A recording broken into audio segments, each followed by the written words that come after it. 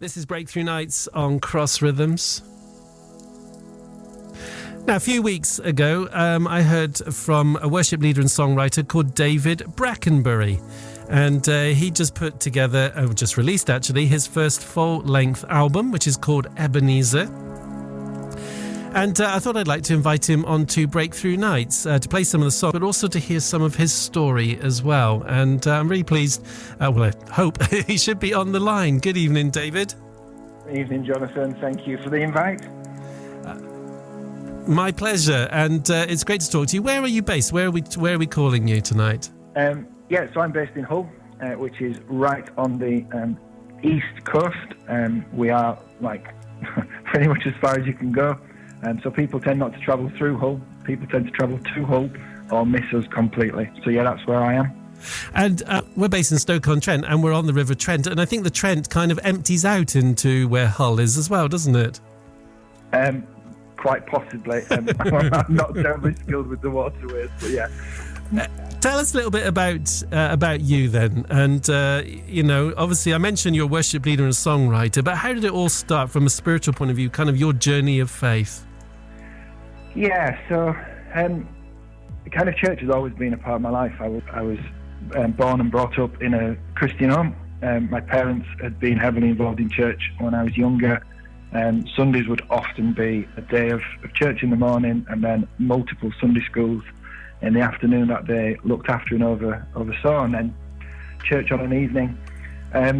So church has been part of my life for as long as I can remember. And in terms of when I remember making my own kind of personal decision, I was really quite young. I was probably just short of 8, and recognised that as I've got older, I've hit different points through life where I've kind of reaffirmed that commitment to follow Jesus. I think for many years, I found it quite a struggle that I would be inspired by books that I'd read or people that would come and visit our church who had these amazing testimonies of God who'd met them in kind of a really dark situation in life. And I think for years I kind of coveted one of those stories almost, that I wanted that powerful testimony of God who broke through. But again, I think as I've reflected, as I've got older, I recognise that my story is in many ways as miraculous, that I was, if you like, kind of spared from a lot of those things, spared from a lot of those mistakes that I could have made. So I think I've reconciled myself that my testimony is as remarkable as some of those that I used to grow up and be inspired by. So I guess growing up in a Christian home, you need to make that decision in terms of whether this is for you and not just because it's what you're used to. And I think, like I said, the first time I did that, I was about 8. But then through life at different points, you kind of have those checkpoints as to whether this is still something that you feel you want to kind of chase after and pursue. And that's pretty much been my life as a Christian, really. I was just thinking of a verse where Jesus was doing miracles, and people would have been seeing those miracles as well as experiencing them. But he also said something about blessed are those who haven't seen yet still believe. And Jesus puts a value on those who perhaps haven't actually seen those kind of miracles that others have seen, and they've believed because they've seen those miracles. Those who believe without having seen the miracles are equally as precious to Jesus and have a testimony to tell in that. Yeah, definitely. Let me ask you a little bit about a miracle you have seen, though, which was healing from infertility. And so obviously your wife and yourself were finding it difficult to have children, and now you've got 4 kids now. So that's a huge miracle. Tell us a little bit of that story. Yeah, I mean, I don't think we're going to ever get tired of telling this story. When we meet new people, it's like, brilliant. That's a new set of people that we talk to about what God did for us. So yeah, in a nutshell, we've refined this story over the years. We were essentially doubly infertile. So once the point had come where we'd started to be checked out by the hospital because we'd gone past a year, then we'd gone past 2 years of trying for kids. They identified that there were issues with both of us that meant that pregnancy was very unlikely. And so they tried on various treatments which had decent success rates, but nothing was changing really. And as we've gone through that, certain kind of key markers, so like for my wife, kind of every month as there was a hopefulness that she might be pregnant, and then she discovered she wasn't. That was really difficult. But then being part of a church family, things like Mother's Day and Father's Day that were really well celebrated became quite kind of painful days in our lives, really. To the point that towards the latter stages of us trying for kids, we actually dodged Mother's Day services at church, because seeing the kids give daffodils to their mothers and then the spare daffodils went to the women who didn't have daffodils was just really too painful. I was coming to the end of my studies as a psychologist and was having a bit of brain block, and so we needed to take a break, and we just booked a last minute holiday to Dominican Republic. We rarely went to church when we were on holiday because we were so involved in church at home. It was kind of a chance to kind of fully unwind from that stuff. But we came back from a day trip and passed a sign for a church which caught our attention, and we decided to go to their Sunday service. And at their Sunday service, there was a bunch of women who'd visited from America for a short-term mission trip. And the reason it was a bunch of women, they announced at the start of the service, is because it was Mother's Day, and because Mother's Day they celebrate different in the Americas to over in the UK. So we'd walked into a church service on a Mother's Day, which was kind of God's first chuckle at us, I think.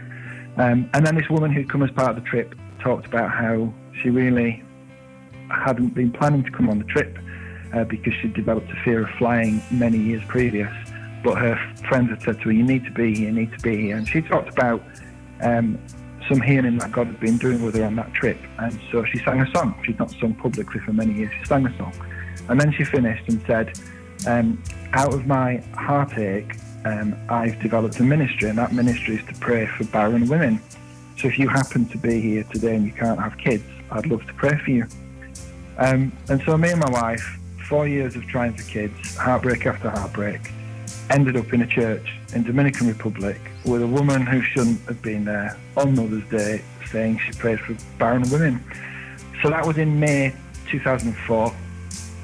My wife went to a prayer breakfast a few days later, and she was one of 3 plates that had a sticker underneath them that indicated this group was going to pray for 3 months for something for my wife.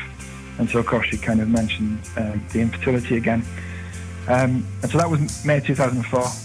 May 2005 our daughter arrived, so 3 months of prayer, 9 months of carrying, and we had a daughter, and we had an amazing dedication where we told everybody the story. When we come back from the holiday, because of the promises that God had been given, we actually decorated what would have been the nursery, so fully decorated it, kitted it out with all the furniture, put a verse on the door from Habakkuk about awaiting the appointed time. Though it delays, it will come. Put a sign on that said awaiting delivery, just holding on to the promises that God had given us. And we thought that was it. We got as many people at the dedication as we could, because we thought that might be the only chance to tell them about what God had done in our lives. And then about a year later, Natalie, my wife, said, would it be ungrateful to ask for another? And so we kind of asked God, and our son came along fairly quickly, and then another 2 children. So we don't officially know. Were we healed once and for all? Were we healed on 4 particular times? But here is this kind of couple who were infertile, who now have 4 kids. And we've gone on like that woman did who prayed for us. We've prayed for a number of couples since who've gone on and had children. Not every couple we've prayed for, but I think what we've recognised is when you come, a bit like the verse you shared earlier, Jonathan, when you experience a miracle, when you see God do something in your life, you do pray differently for people who are experiencing that same thing, because it becomes much simpler in terms of, okay, God, you did it for us, we believe you can do it for them. Very so that's good. probably one of our big miracle stories in our lives. It's a wonderful story, and of course with your children, you see, you've got the testimony every day in that sense, and I'm sure they're extremely precious to you. Let me play one of the songs from your album Ebenezer off the back of that. It's called Alpha and Omega, You Deserve All the Worship. Let me play that and then we'll come back for more.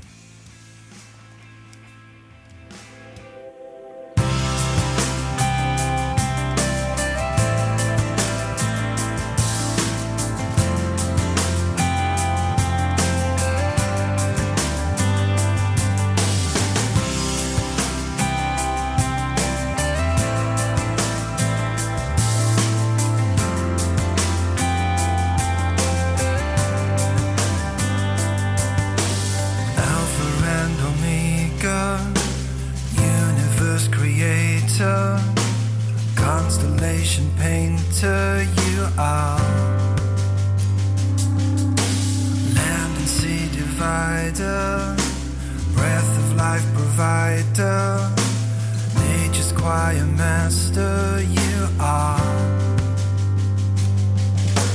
You deserve all the worship.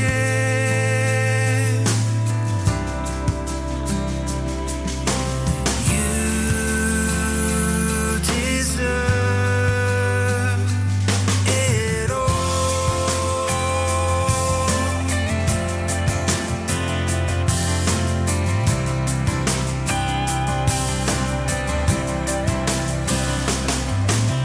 Broken life restorer, tired faith renewer, weary heart sustainer, you are.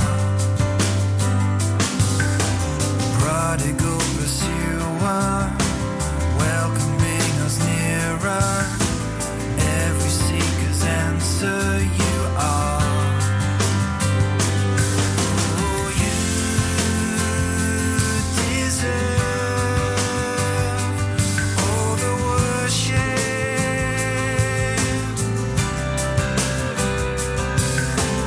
You deserve it all.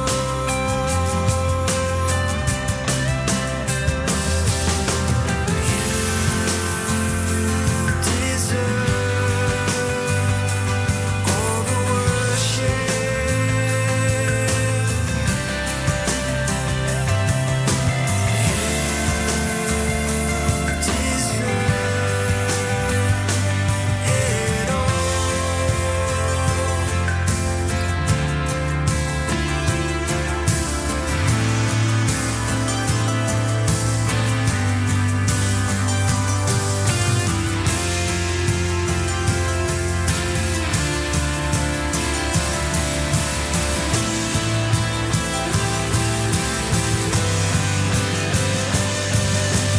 Fierce and strong defender, sin and conscience cleanser, Holy Spirit sender, you are. Miracle displayer, every bondage breaker, death's great overturner, you are. Oh, you deserve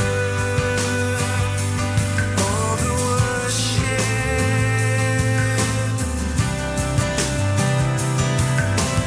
You deserve it all.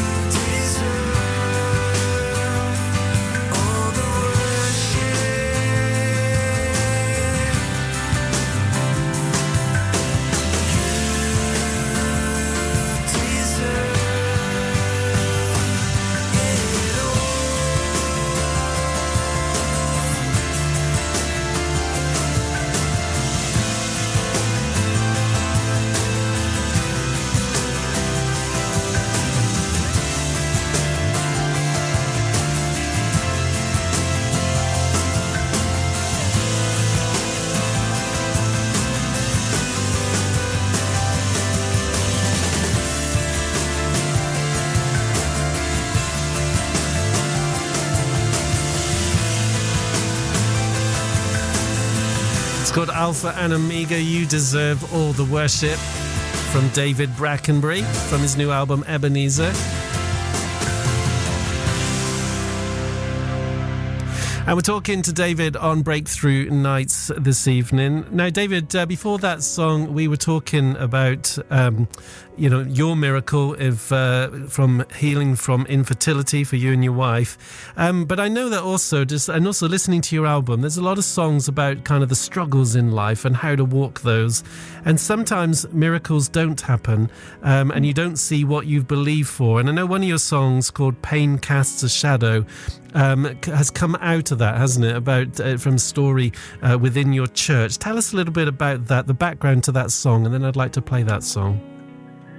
Yeah, so I think from the album, Pain Casts a Shadow is probably one of the songs that excited me most, because it was the first opportunity that I'd had to write into a particular situation in a church that we'd not long moved to.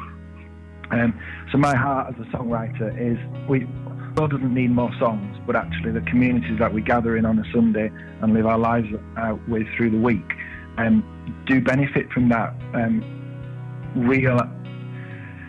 real explanation of how we live out our faith. And so one of the worship leaders who was heading up she heads up the worship team, she shared one Sunday as she was worshipping about a church that they'd been to the previous weekend, and both her and her husband had experienced the loss of their first partners in different circumstances, and then had found each other and had got married a number of years back. But the challenges that they'd faced in exactly as you describe, holding out for hope of healing in those different situations and not seeing God come through in that way.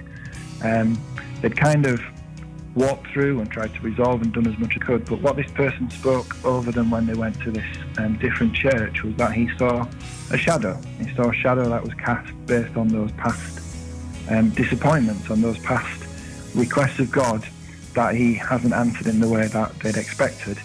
And he encouraged them to kind of continue in working through and walking through that shadow. Now, Kath shared that on the Sunday morning as I was about to go on my annual songwriting retreat in the afternoon.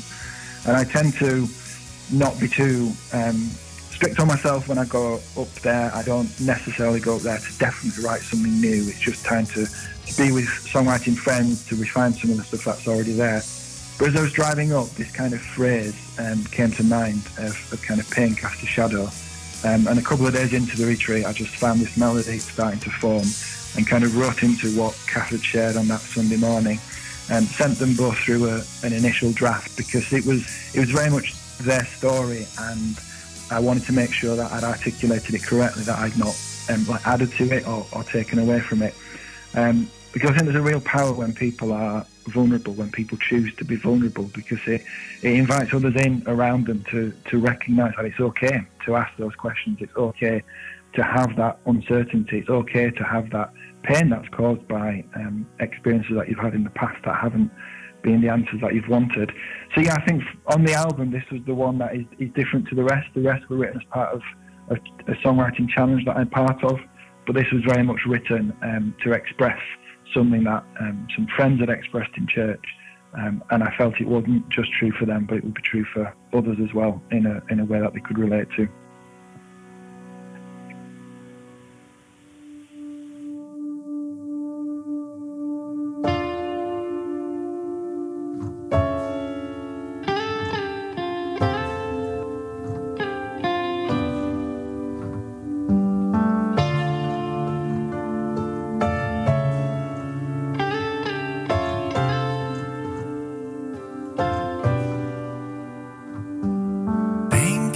A shadow might press sound like echoes, just circling around endlessly.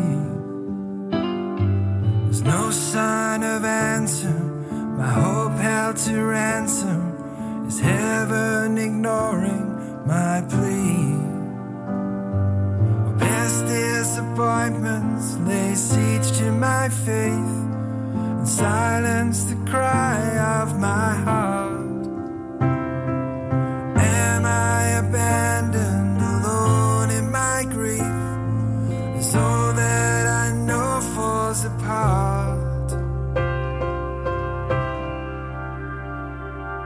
Peace evades me, anxiety plagues me, assaulting my mind night and day. Questions unanswered rise up like a clamor. Heaven falls still as I pray. Past disappointments lay siege to my faith and silence the cry of my heart. Am I abandoned, alone in my grief, as all that I know falls apart?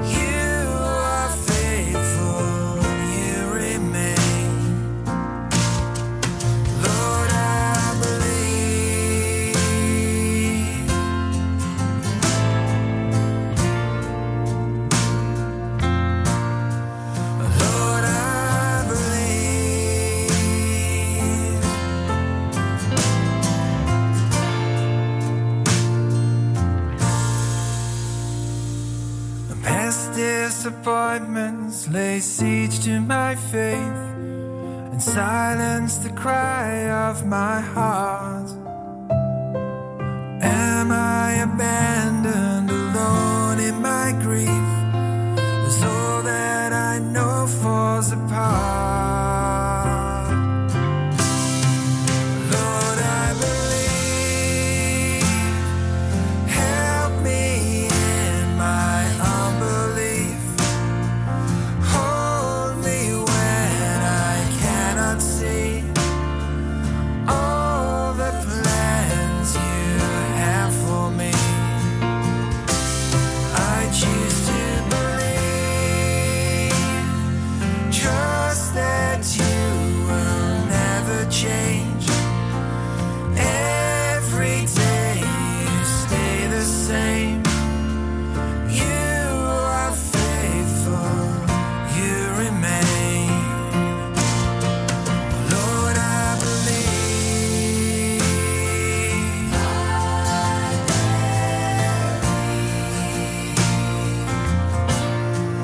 Lord, I believe.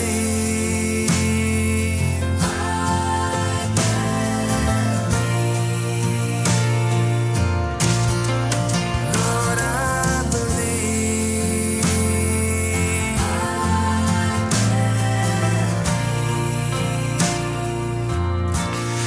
Good song and a great concept. Pain casts a shadow, that's called. And very often as you walk with Jesus, that becomes an experience. Just the difficulties sometimes of walking through life and, things that you were believing for that don't seem to come about. The Bible talks about hope deferred, making the heart sick. Some things we won't understand until we go to be with the Lord. But I guess those become the stretching times, stretching your trust, stretching your faith.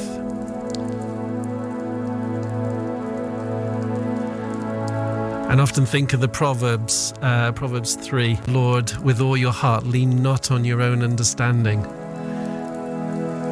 And there is a stretching in faith in God.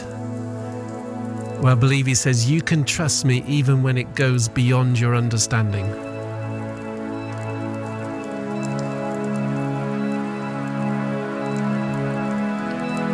We're talking to David Brackenbury, who wrote that song and has just released his first full-length album, Ebenezer, that song is on. And David, we've just played that song, as you know, Pain Casts a Shadow. And I want to talk a little bit more about that kind of aspect of life, but particularly your experience in holding on to God through a tough time, through a difficult time, situation with your work. And tell us a little bit about how you've learned how to walk with God through difficult challenges. This conversation is lovely to have. I've just been sitting smiling to myself. It's almost like reliving the highlight reel of your life, which is incredibly exciting, but really stirs you up again to remember what God did. So this is maybe pushing 8 or 9 years ago now. At that point I worked flexible at work, so didn't work on a Friday, and I was sat at home on the Saturday morning and I got a text from a colleague, and the text simply said, feel free not to think about work on a weekend, but if you want to talk about what happened yesterday, let me know. Now, I didn't know what had happened yesterday because that was a Friday and I wasn't in work, so I texted back and put, what happened yesterday? And she responded and told me that 3 senior staff in the service that I worked in had been suspended. And within 10 seconds, I felt, the only way I can describe it is, I felt God say to me, you will come through the fire and you won't get burned. So I went through to the living room, said to Natalie, I think I'm going to get suspended next week. And she understandably looked at me quite shocked. I said, it's fine. I said, I've had this text from this colleague. I know what the situation's about. I think there's a chance that I'll get caught up in it, but I've got nothing to worry about. And God has just said to me, you'll come through the fire and you won't get burned. I went to church the following morning, led worship, asked people to pray for me because of what had happened and the belief that I was going to go back into work the following week and be suspended. And I was. I was met with up at the headquarters of the NHS trust that I worked in, and they explained the situation and they said that they'd had to take the decision to suspend me from work. So I came home, realised I needed to do something useful with that time, so joined the gym. But also what kind of came up through that time is a bit of a return to songwriting that had been tried a little bit for a season in the past and then really nothing for a few years. And I wrote a song that's actually on the other album that I've got out, which is a compilation of 3 previous EPs. So the song's called Walk Through the Fire. And I then went to church the following Sunday and updated people that I had been suspended, thanked them for their prayers, and I think it was the following Sunday introduced that song. And that song was very much about God has given me this promise that I will come through the fire and I won't get burned. I put that into a worship song, and we sang it while, to all intents and purposes, I was still in the middle of the fire. And I think looking back, that was probably where one of the elements of significance and power in that song was, that I'd not waited to use it until I'd seen with my eyes that God had brought me through. God had spoken. It was one of the things that carried me through that uncertainty, that God had been so clear on it. And so as a congregation, we held on to that promise through that time of suspension every time we sang it. And then when I was reinstated at work, which I'll tell you a little bit about, when we sang it then, people sang it differently because they saw that it had been as God had said. So I was off work for 10 weeks. I ended up seeing it as my sabbatical, not as my suspension, because it was an incredibly good time. I managed to get really fit in the gym. I managed to get a really good kind of balance in terms of what life was like at home. And I was returned to the job that I had been suspended from. Of all the 4 people who were part of that investigation, I was the only one who returned to the job that I'd been doing before. I was the only one that the investigation hadn't found anything out about. I didn't need to do anything. There weren't any actions related to me. And so I truly had come through the fire and hadn't been burned. And on a human level, I knew I had nothing to worry about. I knew the situation, and I knew people had got the wrong end of the stick. And that helped some of the anxiety. But I think the biggest thing that helped was the fact that had God not said to me on that morning, you'll come through the fire and you won't get burned, I would have gone to work the following week and been completely caught off guard. It was simply because God had given that promise that I then held on to through that 10 weeks. And yeah, so a song came out of that, but more than that, a kind of testimony of a God who, when he says he's going to do something, he does it. And yeah, it's one of the remarkable stories from my life of God's specific intervention and speaking into a situation. Yeah, and I know from my experience, and I can hear in what you're saying, there's such a strength when you know you've heard something from God, isn't it? And it's like it's like you can feed on that. It gives you energy, it gives you a power, it gives you a confidence, it gives you an ability to keep standing. Like you say, for you it was going through the fire. Other people it might be different kind of ways of describing it, but there's something so powerful about having something of a word from God in the middle of something that you can fix your eyes on him right through it. Yeah, absolutely. Let me play another song from your album. This is called When the Darkness Seems to Be My Closest Friend.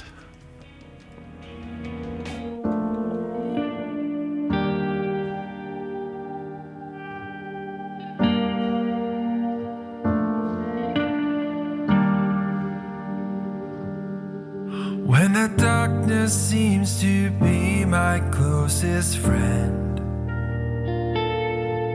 when I feel that others would not understand, when I choose to fake a smile and just pretend, I call to you.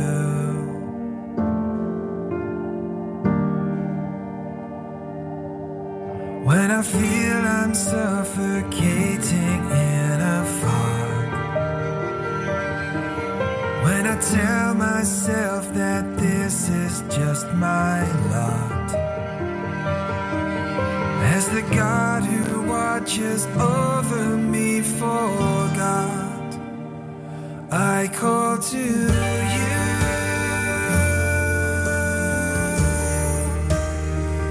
I call to you.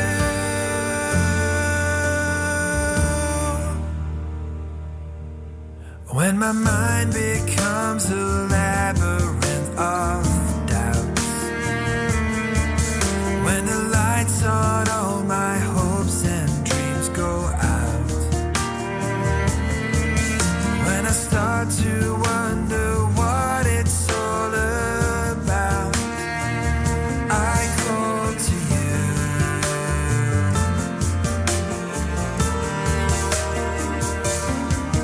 When the burdens seem like more than I can bear, when I don't believe that anybody cares,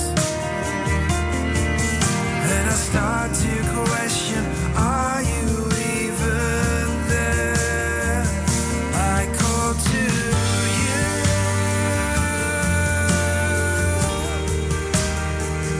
I call to you.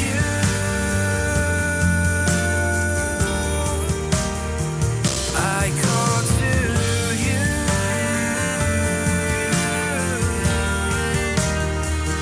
I call to you.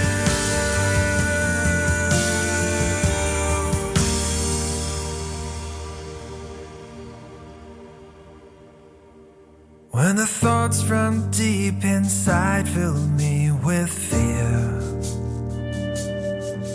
when the friends that I've relied on disappear, when the shame I feel stops me from drawing near, I call to you.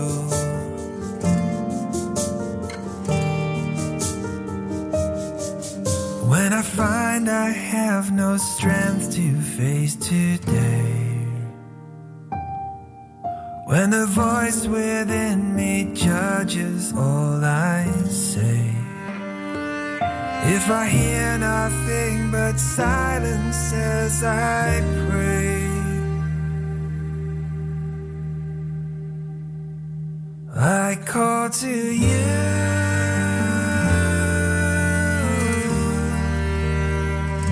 I call to you.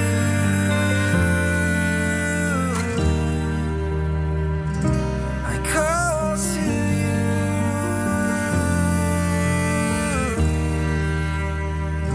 I call to you. You're listening to Breakthrough Nights on Cross Rhythms. We're talking to worship leader and songwriter David Brackenbury tonight. My closest friend. I call. And sharing some of his life stories, his journey with God, some of the inspiration behind the songs from his new album, which is called Ebenezer. And the song from In the Darkness seems to be My Closest Friend.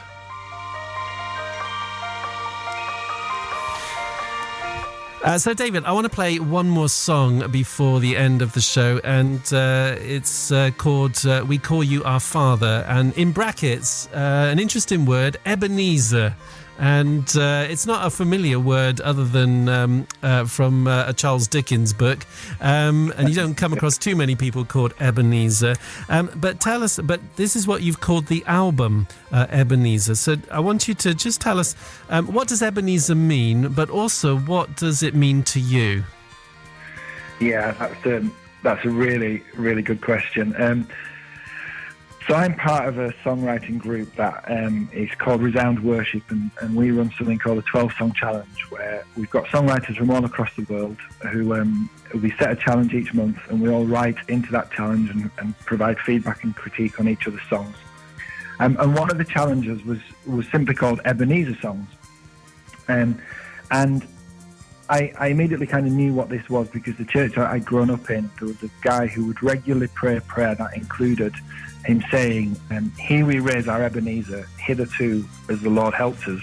I remember as a a kind of teenager, wondering what this phrase meant and going and finding it in the Bible. And so one of the accounts is in 1 Samuel, where the people that Samuel's leading have come through a set of circumstances, and they just pause and they erect a stone, which is called an Ebenezer stone, which means stone of help. And they remember that God has brought them to that point, and that God has brought them so far. So as that guy prayed, hitherto has the Lord helped us. And that then gives you confidence to think, well, if God's brought us to this point, then God will continue to be as we go forward. So when the challenge was set, I kind of knew what the concept of Ebenezer was, what Ebenezer was in the Bible. And it was during the times of COVID, and it felt like a really fitting time I think we were coming out of some of the main lockdown, to recognise what God had brought us through as a family, my church through as a community, and just take that moment to pause, reflect, thank Him, and then confidently step into what was ahead. So that song was written, and then it was probably about 6 or 9 months later that I started to really think that I could put this album together. And when you're going through that process, you start to think about what's the album going to be called, what's the kind of title track going to be. And that's when I found that the song and the concept of Ebenezer really had quite a different meaning. About 18 months ago, we moved church, and that saw us leaving a church that we've been part of for over 20 years, where both myself and my wife have been in leadership for a large amount of that time.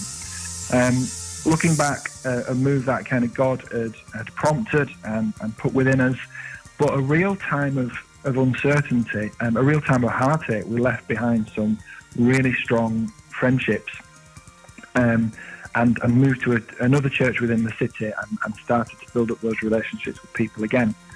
And so I guess for me, the concept of Ebenezer at a point when we had come through something as significant as that, when as a family we had moved church and walked through some of those kind of tears and some of those difficulties and some of those early adjustments.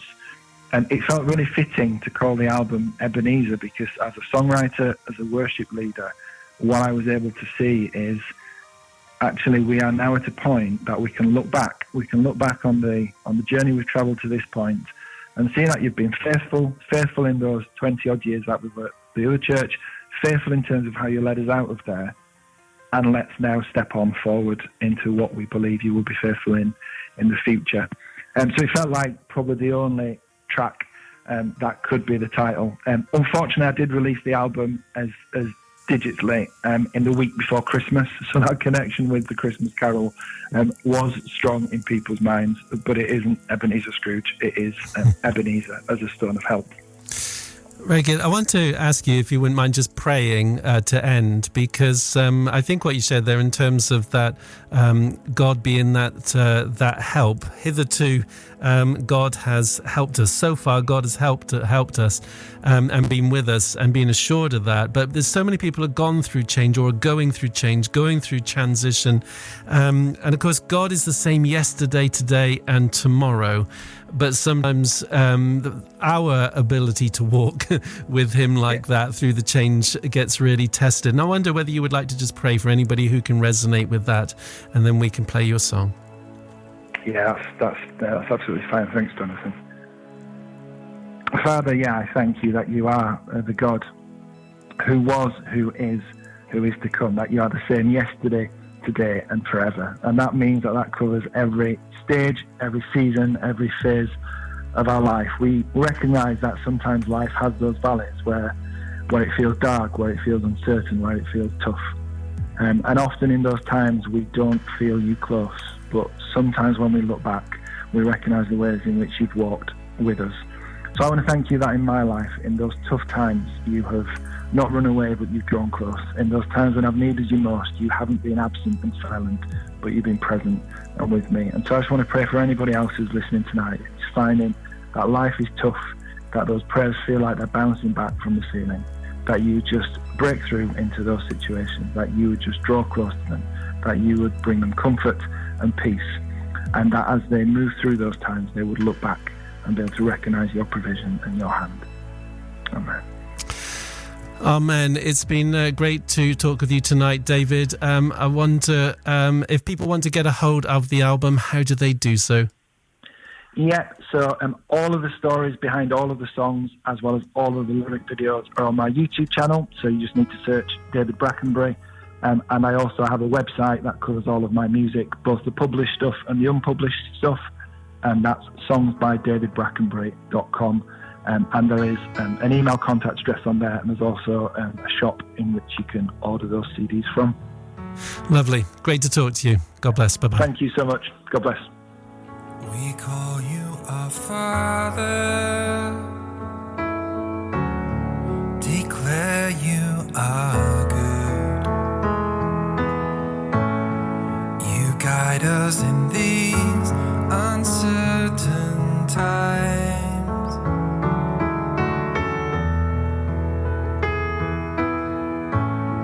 Through forced isolation, plans turn to dust, you promise you'll never leave our side.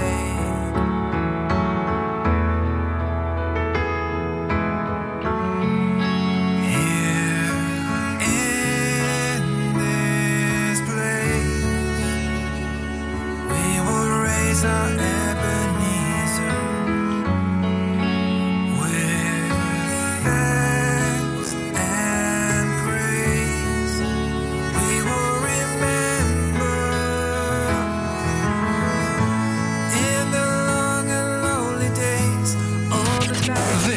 Is Cross Rhythms on 101.8 and 96.6 FM and through the Radio Player app. This is Cross Rhythms.